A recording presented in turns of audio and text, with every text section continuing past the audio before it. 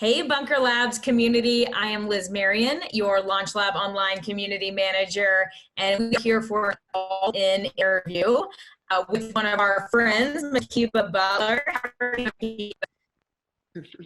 Hello. How are you? How you doing today? Oh, we're all in quarantine life. How about you? Ditto. Quarantine life, social distancing, practicing some safe around here, trying to make sure that nothing gets to me because I don't need that in my life right now. That's right. Well, and as some of you will remember, we actually had Makeba on our government contracting series. She was there to tell us all about what you needed to do and the resources that were available in order to apply for those government contracts and proposals. But since then, you have changed roles a little bit. So can you tell us about your new role and a little bit about what you're doing there? Yes, it's so amazing how quickly things turn in a matter of time when you blink your eye. So I am now the co-director of the Veteran Business Outreach Center at WWBIC, which is the Wisconsin Women's Business Initiative Corporation. That is our hosting agency for the. And if you're not familiar with the VBOC, there are 22 VBOCs all over the country. And we are the VBOC that manages Illinois, Wisconsin, and Minnesota. And the primary purpose of the VBOC is to basically provide veteran business entrepreneurs, family members of veteran business owners, active duty military, anyone who's military connected, to support them with resources and tools and tips and everything that they possibly need to be able to grow their business. We're more of a support agency. Not really, we will help the business owner start a business. We're definitely not going to steer away from that, but we're more of a support agency and just kind of giving that business owner referral resources and different things like that. And so whereas the VBOC provides consultation, we're more or less that referral agency. So we kind of refer them out to the local SBDCs or the local PTACs or the local women business centers, wherever they can get the support that they need for their business development. That's who we are. And so we do Boots to Business, which is a program that we do 3 or 4 times a year on military installations. And then we also do something called Reboots. So the Boots to Business is a 2-day program, covers 8 different modules of different business development type curriculum.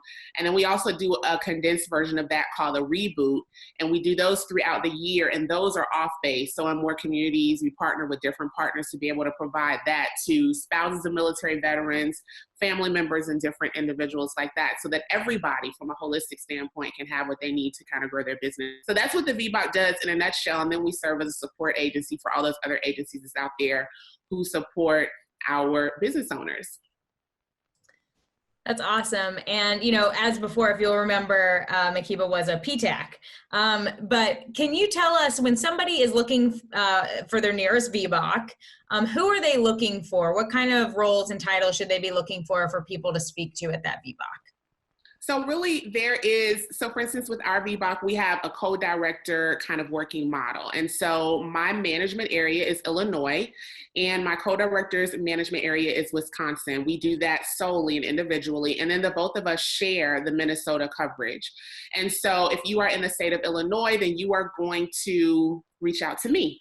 And I'm the person that you, would just talk to. So like I said before, my whole purpose in just connecting with you is to make sure that you as the business owner, if you need help with contracting, if you need help with government contracting resources, help with certification resources, then I'm going to make sure that I warm hand you off to a PTAC. I'm going to identify your local. I'm going to make sure that you have that connecting piece, that person that can kind of guide you. If you need to be put in touch with the assistant veteran business officer with the SBA, I'm going to make sure that you have that resource. If you need business development assistance, if you need business planning assistance, and I'm going to connect you with the local small business development center.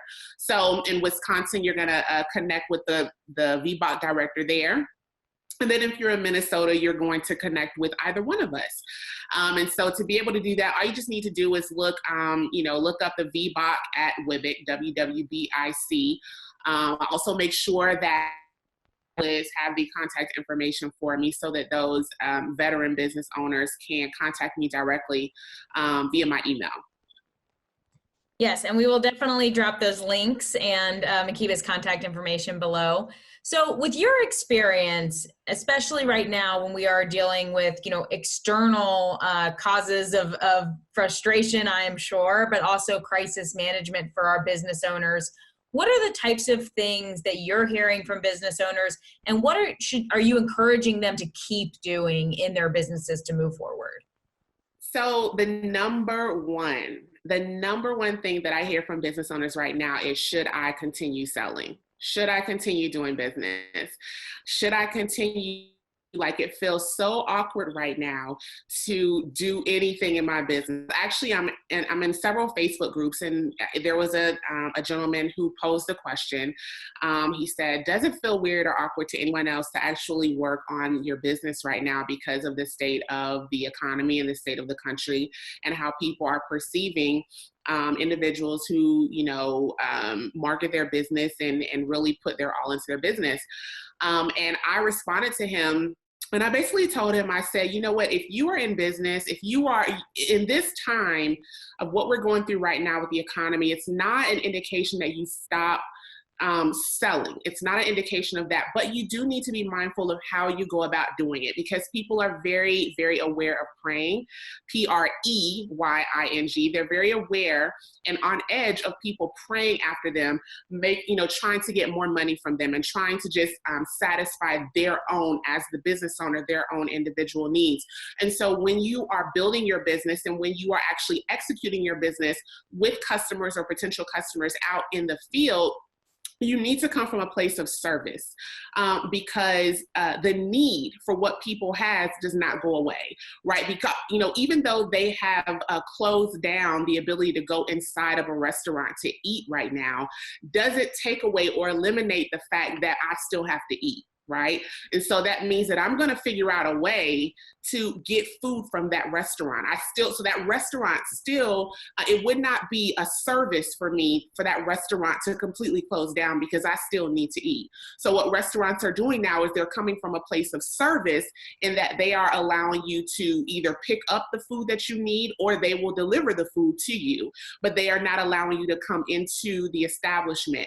And the same thing with your business. You have to come from a place of service. It's not a time to stop selling. It's not a time to duck back and say, I'm not going to do anything in my business, because you're not benefiting anyone. And at best, if you don't want to sell anything in your business right now, if you can't work in your business, then maybe you can work on your business. That means that you need to position yourself so that when this is over, because it will be over, we're not going to be in this forever, but when it is over, you're actually in a position to maximize based on time and opportunity. So the timing is going to be there for you to maximize with the opportunity that's going to be given to you.